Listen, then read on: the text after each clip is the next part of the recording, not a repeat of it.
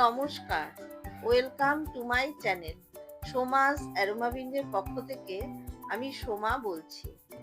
আজকে তৈরি করে দেখাবো শিম ফুলকপি দিয়ে দারুণ টেস্টি একটা ডালের রেসিপি। খুবই সিম্পল একটা রেসিপি, অথচ শীতের দুপুরে গরম ভাতের সাথে আর রাতে রুটি পরোটার সাথে খেতে সত্যি অসাধারণ লাগে। আর বানানো তো ভীষণই সহজ। রেসিপিটা ভালো লাগলে একটা লাইক করে আমার চ্যানেলটা সাবস্ক্রাইব করে বরাবরের মতো পাশে থাকার অনুরোধ রইল। তাহলে আসুন দেখে নেওয়া যাক আমার আজকের এই রেসিপিটি। রেসিপিটা বানানোর জন্য এখানে আমি 1/3 কাপ মুসুর ডাল আর 1/3 কাপ মুগ ডাল 20 থেকে 25 মিনিট জলে ভিজিয়ে রেখেছি। আর নিয়েছি খানিকটা ফুলকপি আর শিম। ফুলকপি আর শিম ভালো করে কেটে জলে ধুয়ে নিয়েছি। এবারে গ্যাসে কড়াই বসিয়ে তাতে দিয়ে দিলাম 2 টেবিল স্পুন সর্ষের তেল। তেল ভালো মতো গরম করে নিয়ে তেলের মধ্যে আগে থেকে কেটে রাখা ফুলকপি আর শিম দিয়ে দিলাম। তার মধ্যে দিয়ে দিলাম হাফ চা চামচ লবণ আর সামান্য একটু হলুদের গুঁড়ো। লবণ আর হলুদ ভালো মতো মিশিয়ে নিয়ে হাই ফ্লেমে অনবরত নাড়াচাড়া করে ফুলকপি আর শিম একটু ভেজে নেব। হাই ফ্লেমে শিম আর ফুলকপি হালকা করে ভেজে নিয়েছি। এবারে এর মধ্যে দিয়ে দিচ্ছি আগে থেকে জলে ভিজিয়ে রাখা ডাল। তবে ডালটার আমি সম্পূর্ণ জলটা ভালো মতো ঝরিয়ে নিয়েছি। এবারে ফুলকপি আর শিমের সাথে ডাল একটু ভেজে নেব। মিনিট 3-4 এই সময় ধরে সমস্ত কিছু ভেজে নিয়েছি। এবারে দিয়ে দেব পরিমাণ মতো জল। জলটা ডাল সেদ্ধ হওয়ার মতো দিতে হবে। এই ডাল কিন্তু খুব বেশি পাতলা হবে না, কাজে সেই বুঝে জলটা দেবেন। ভালো মতো নেড়ে চেড়ে এবারে মিডিয়াম ফ্লেমে ঢাকা দিয়ে ডালটা সেদ্ধ হতে দেব। 5-6 মিনিট পর ঢাকা ওপেন করে ভালো মতো নেড়ে চেড়ে দিচ্ছি। আর দেখুন ডাল কিন্তু একটু দানা দানা থাকবে, খুব বেশি গলে যেন না যায় সেদিকে খেয়াল রাখবেন। এবারে এই অবস্থায় আমি গ্যাসের ফ্লেম অফ করে ডালটা আমি একটা পাত্রে ঢেলে দিয়েছি।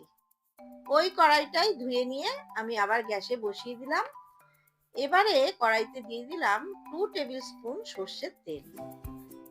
তেলের মধ্যে দুটো শুকনো লঙ্কা ফাটিয়ে দিয়ে দিলাম আর দিলাম দুটো তেজপাতা, হাফ চা চামচ সাদা জিরে ফোড়ন। এবারে লো ফ্লেমে ফোড়নগুলো একটু ভেজে নিয়ে দিয়ে দিচ্ছি একটা মিডিয়াম সাইজের ঝিরি করে কেটে নেওয়া পেঁয়াজ। পেঁয়াজটা একটু হালকা করে ভেজে নিচ্ছি, খুব বেশি লাল করে পেঁয়াজ ভাজবো না। দেখুন এইরকম হালকা করে পেঁয়াজটা ভেজে নিয়েছি। এবারে দিয়ে দিচ্ছি 1 টেবিল চামচ আদা রসুন পেস্ট আর দিলাম 4টে চেরা কাঁচা লঙ্কা। এবারে সমস্ত কিছু একটু ভেজে নেব, তাতে পেঁয়াজ আদা রসুনের কাঁচা গন্ধটা চলে যাবে। তারপর দিয়ে দিচ্ছি একটা টমেটো কুচি। এখানে একটা মিডিয়াম সাইজের টমেটো কুচি দিলাম। টমেটো দিয়ে একটু নাড়াচাড়া করে দিয়ে দিচ্ছি হাফ টিস্পুন হলুদের গুঁড়ো, হাফ টিস্পুন লঙ্কার গুঁড়ো, 1 টিস্পুন সাদা জিরের গুঁড়ো, স্বাদ মতো লবণ আর 1 চামচ চিনি। এবারে সমস্ত কিছু ভালো মতো একটু কষিয়ে নেব। চিনিটা কিন্তু অবশ্যই দিতে হবে, যেহেতু এর মধ্যে সবজি আছে, চিনিটা দিলে এর স্বাদ ভালো হবে। ভালো মতো কষিয়ে নিয়েছি। এবারে এর মধ্যে শিম ফুলকপি দিয়ে যে ডালটা সেদ্ধ করে রেখেছিলাম সেই ডালটা দিয়ে দিলাম। তারপর ভালো মতো মিশিয়ে নিচ্ছি। শীতের দিনে এই ডালটা রুটি পরোটা অথবা ভাতের সাথে খেতে কিন্তু অসাধারণ লাগে। শিম ফুলকপি দিয়ে তো অনেক রকম রেসিপি বানিয়েছেন, অবশ্যই একবার এটা বানিয়ে ফেলুন। এবারে হাই ফ্লেমে 5 মিনিট ডালটা ফুটতে দেব। ডাল ভালো মতো ফুটে উঠেছে, দেখুন খুব বেশি পাতলা কিন্তু হয়নি। এটা ঠান্ডা হলে আর একটু ঘন হয়ে যাবে। এবারে দিয়ে দিচ্ছি 3টে চেরা কাঁচা লঙ্কা আর 1 মুঠো ফ্রেশ ধনেপাতা কুচি। ভালো মতো মিশিয়ে নিয়ে এবারে ঢাকা দিয়ে 5 মিনিট স্ট্যান্ডিং টাইমে রেখে দেব।